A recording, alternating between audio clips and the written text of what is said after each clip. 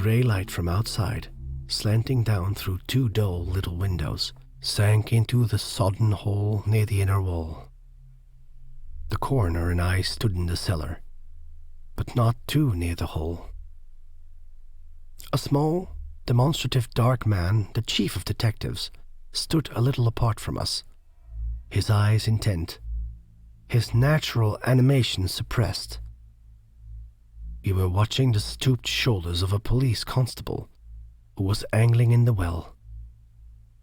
"See anything, Walter?" inquired the detective raspingly. The policeman shook his head. The little man turned his questioning to me. "You're quite sure?" he demanded. "Ask the coroner. He saw the diary," I told him. "I'm afraid there can be no doubt," the coroner confirmed in his heavy, tired voice. He was an old man with lackluster eyes. It had seemed best to me, on the whole, that he should read my uncle's diary. His position entitled him to all the available facts. What we were seeking in the well might especially concern him. He looked at me opaquely now, while the policeman bent double again. When he spoke, like one who reluctantly and at last does his duty, he nodded toward the slab of grey stone, which lay in the shadow to the left of the well. "It doesn't seem very heavy, does it?" he suggested in an undertone. I shook my head. "Still, it's stone," I demurred. "A man would have to be rather strong to lift it." "To lift it, yes." He glanced about the cellar. "Ah, I forgot," he said abruptly. "It's in my office, as part of the evidence." He went on, half to himself. "A man, even though not very strong, could take a stick, for instance, the stick that is now in my office, and prop up the slab. If you wish to look into the well," he whispered.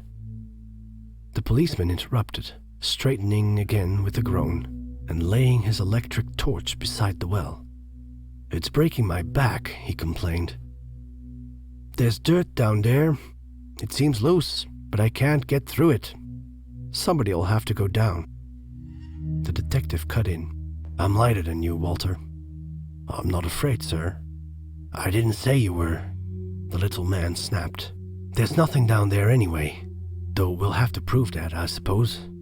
He glanced truculently at me, but went on talking to the constable. "Rig the rope around me, and don't bungle the knot. I have no intention of falling into the place."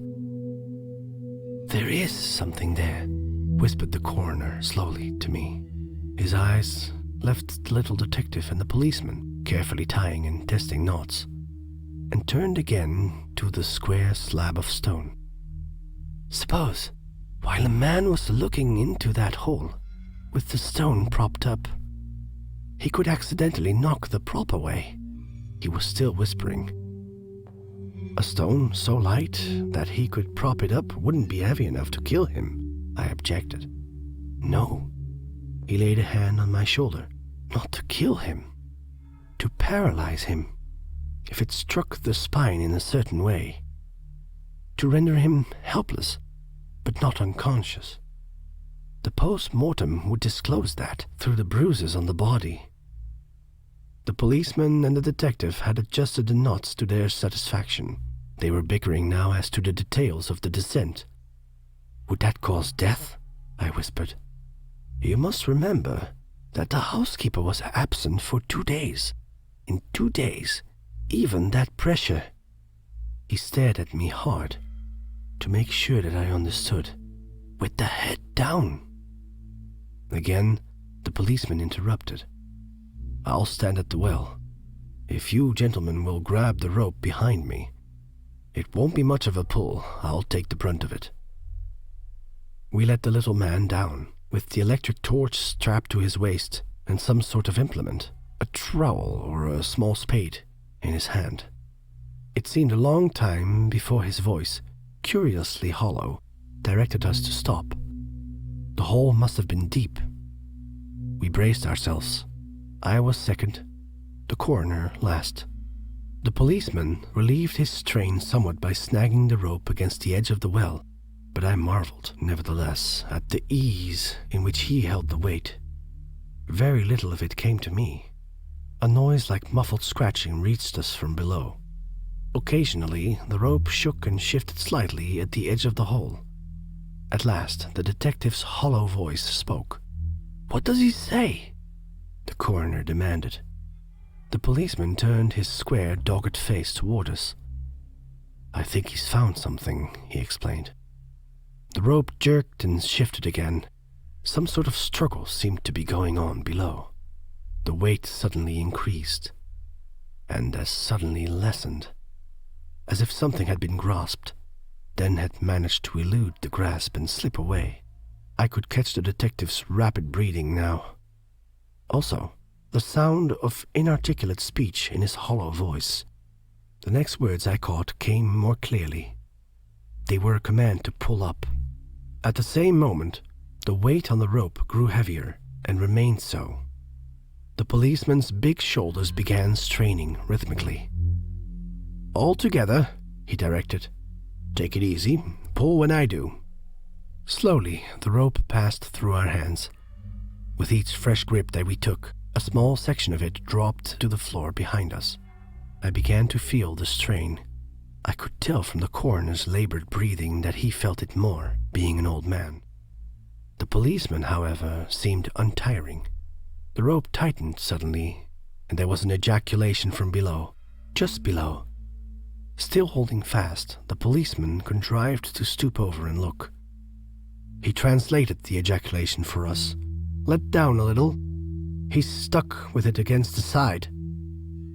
We slackened the rope until the detective's voice gave us the word again. The rhythmic tugging continued. Something dark appeared, quite abruptly, at the top of the hole. My nerves leapt in spite of me, but it was merely the top of the detective's head, his dark hair. Something white came next, his pale face with staring eyes, then his shoulders, bowed forward, the better to support what was in his arms. Then I looked away, but as he laid his burden down at the side of the well, the detective whispered to us. He had her covered up with dirt. Covered up. He began to laugh, a little high cackle, like a child's, until the coroner took him by the shoulders and deliberately shook him. Then the policeman led him out of the cellar. It was not then, but afterward, that I put my question to the coroner.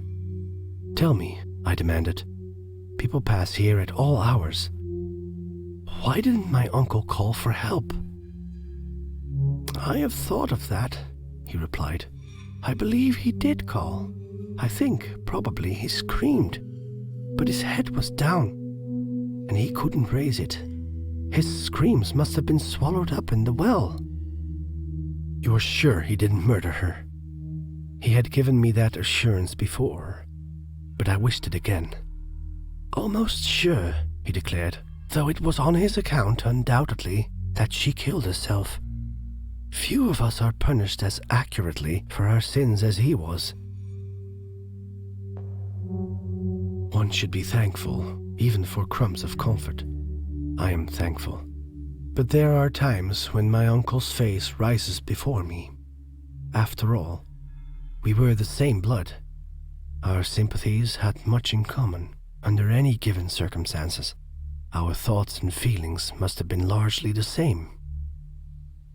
I seemed to see him in that final death march along the unlightened passageway, obeying an imperative summons, going on step by step, down the stairway to the first floor, down the cellar stairs, at last lifting the slab. I try not to think of the final expiation, yet was it final? I wonder, did the last door of all, when it opened, find him willing to pass through? Or was something waiting beyond that door?